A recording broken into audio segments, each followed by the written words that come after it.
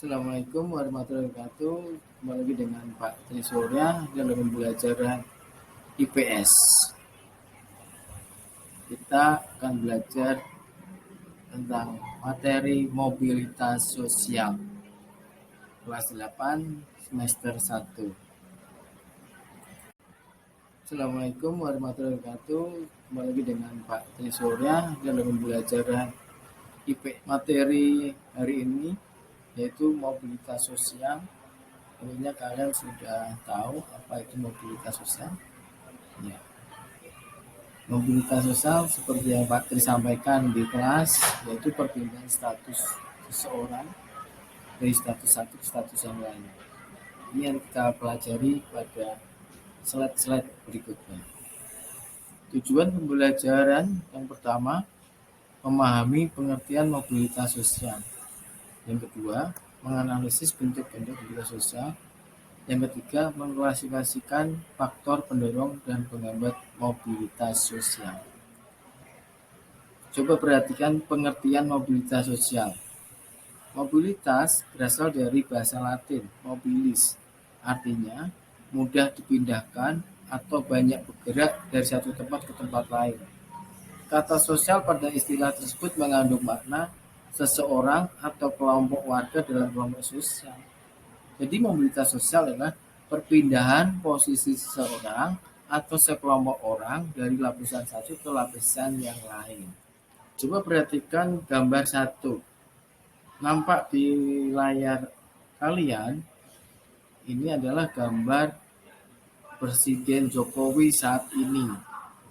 Dan di sebelahnya adalah gambar Pak Jokowi ketika masih menjadi pengusaha kerajinan kayu. Jadi kalian perhatikan Pak Jokowi yang dulu pengusaha kayu dan sekarang Pak Jokowi yang sudah menjadi presiden.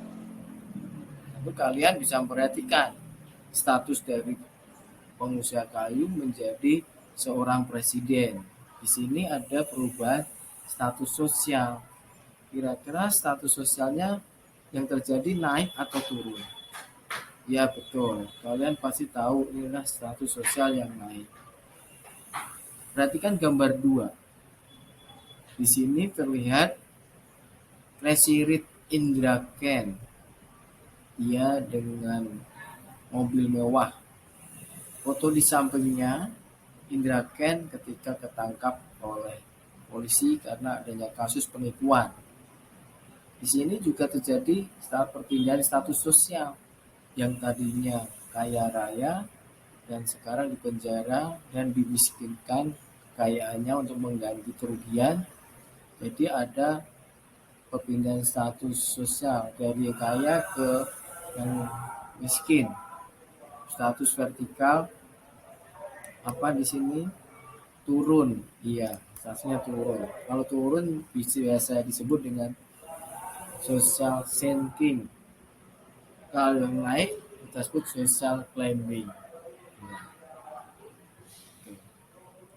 Coba perhatikan gambar di layar kalian. Di sini nampak seorang karyawan dan direktur sedang rapat. Ini tentunya seorang direktur ini dulunya adalah karyawan. Karena dia rajin dan berprestasi, kemudian diangkat menjadi seorang direktur.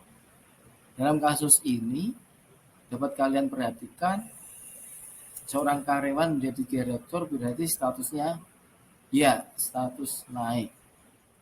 Ya, perhatikan gambar di layar kalian. Jadi mobilitas sosial itu bentuk mobilitas sosial. Yang pertama tadi kita belajar mobilitas sosial vertikal, ada social climbing dan social sinking. Yang kedua mobilitas sosial horizontal, yaitu perpindahan status seorang yang sejajar. Yang ketiga mobilitas antar generasi, ini bentuk-bentuknya ya. Kalau mobilitas sosial horizontal itu misalkan Pak guru olahraga kita, Pak Dede, yang tadinya dari SMP 38 kemudian berpindah tugas ke SD Teluk Pucung 8 masih sebagai guru olahraga juga. Perpindahan ini sebagai contoh mobilitas sosial horizontal. Ya. Ini ada mobilitas antar generasi. Inilah bentuk-bentuk mobilitas sosial. Ya, perhatikan nih 3 bentuk mobilitas sosial. Ini ilustrasi social climbing naik ya. Jadi contohnya pengrajin kayu Pak Jokowi sekarang menjadi presiden naik ya. Kemudian yang kedua ada social sinking, Indra Ken ditangkap polisi, itu mobilitas sosial vertikal ke bawah, social sinking. Ya ini untuk mobilitas sosial horizontal. Pengertian mobilitas sosial horizontal adalah perpindahan status sosial yang dialami seseorang atau suatu kelompok tidak akan mengubah derajat sosialnya atau akan tetap sejajar seperti sebelumnya. Biasanya hal ini terjadi pada perpindahan warga negara, pindah lokasi penugasan tanpa mengubah jabatan. Contoh, seorang kepala sekolah yang dipindahkan bertugas karena rotasi jabatan kepala sekolah. Jadi pindah ke sekolah lain tetap masih menjadi kepala sekolah. Ini contoh dari mobilitas sosial horizontal. Ini yang ketiga, mobilitas antar generasi. Mobilitas sosial ketiga yang bisa terjadi adalah pengertian mobilitas sosial antar generasi, terjadi atau adanya perubahan kedudukan sosial yang berbeda pada individu dan kelompok dalam 2 generasi yang berbeda. Mobilitas ini ada 2, yang A mobilitas intergenerasi. Mobilitas intergenerasi merupakan perubahan status sosial yang terjadi di antara beberapa generasi, mulai dari kakek, nenek hingga ke cucunya. Yang kedua atau yang B, mobilitas intragenerasi. Pengertian mobilitas sosial intragenerasi ini merupakan perubahan status sosial yang terjadi di dalam semua generasi yang sama, misalnya dari ayah, ibu hingga anak-anaknya. Tahukah kamu mengapa kita melakukan mobilitas sosial? Tentunya hal ini terjadi ada faktor pendorong mobilitas sosial. Perhatikan gambar di atas. Kita akan masuk pada faktor pendorong mobilitas sosial atau proses terbentuknya mobilitas sosial. Yang pertama atau faktor pendorong yang pertama adalah faktor struktural.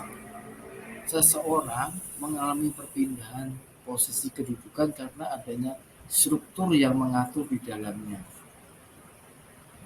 Jadi seperti presiden yang kita alami itu karena proses faktor struktural.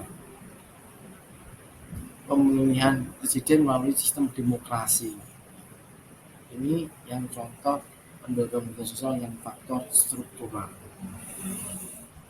Faktor yang B yaitu faktor individu.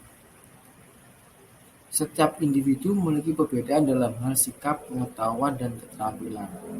2 orang yang memiliki pengetahuan dan keterampilan yang relatif setara belum tentu menjadi berhasil dalam melaksanakan mobilitas sosial ke atas. Hal ini disebabkan keberhasilan individu sangat ditentukan sikap dan perilaku individu tersebut.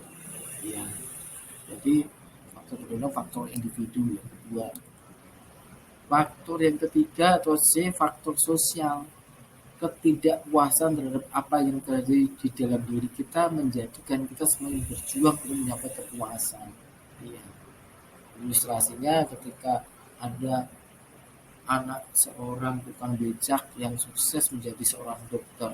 Karena ini faktor sosial, ketidakpuasan dengan apa yang terjadi di dalam dirinya. Jadi memotivasi dia untuk sukses. Yang keempat, yang D, faktor ekonomi. Keadaan ekonomi dapat menjadi pendorong terjadinya mobilitas sosial. Keadaan ekonomi yang baik memudahkan individu dan kelompok melakukan mobilitas sosial. Kalian dapat memperhatikan berbagai fenomena masyarakat di sekitar kita. Masyarakat yang kondisi ekonominya baik cenderung lebih mudah melakukan mobilitas sosial. Dengan kondisi ekonomi yang baik, mereka mudah untuk memperoleh modal, memperoleh pendidikan, dan kesempatan lainnya. Hal ini tentunya berbeda dengan keadaan ekonomi yang kurang mampu tentunya. Faktor pendorong kelima Faktor yang E adalah faktor politik. Kondisi negara aman dan damai sehingga pemimpin dapat menjalankan roda pemerintahan dengan baik. Semua rakyat berperan aktif dalam pembangunan dan meningkatkan perekonomian. Ini faktor pendorong. Yang kelima, faktor politik. Faktor yang F atau keenam, faktor kemudahan dalam akses pendidikan.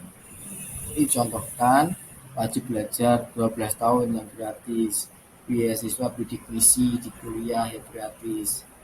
Bagaimana dengan pendidikan Indonesia pada masa sekarang? Kalian patut bersyukur karena rakyat Indonesia memiliki kesempatan yang sama dalam mengakses pendidikan. Apabila kalian menginginkan pendidikan setinggi-tingginya, negara telah menyediakan berbagai kemudahan untuk pendidikan SD dan SMP dengan biaya pendidikan yang minim. Ini contoh faktor pendorong kemudahan dalam akses pendidikan. Sekarang kita sampai ke faktor penghambat mobilitas sosial. Faktor penghambat ada dua, kemiskinan dan diskriminasi. Kemiskinan, faktor ekonomi dapat membatasi mobilitas sosial. Bagi masyarakat miskin, mencapai suatu status sosial tertentu merupakan hal yang sangat sulit. Salah satu penyebab kemiskinan adalah pendidikan yang rendah. Masyarakat yang pendidikan yang rendah berpengaruh terhadap kualitas sumber daya manusia. Akibatnya, tingkat kemudahan untuk mendapatkan pekerjaan sangat terbatas. Yang kedua, diskriminasi. Diskriminasi berarti pembedaan perlakuan karena alasan perbedaan bangsa, suku, ras, agama, golongan.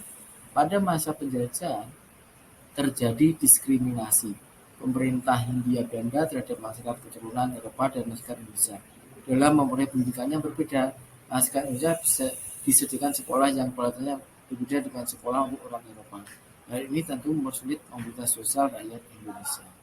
Demikian materi mobilitas sosial. Sekarang kalian sudah paham kan terhadap materi mobilitas sosial. Terima kasih.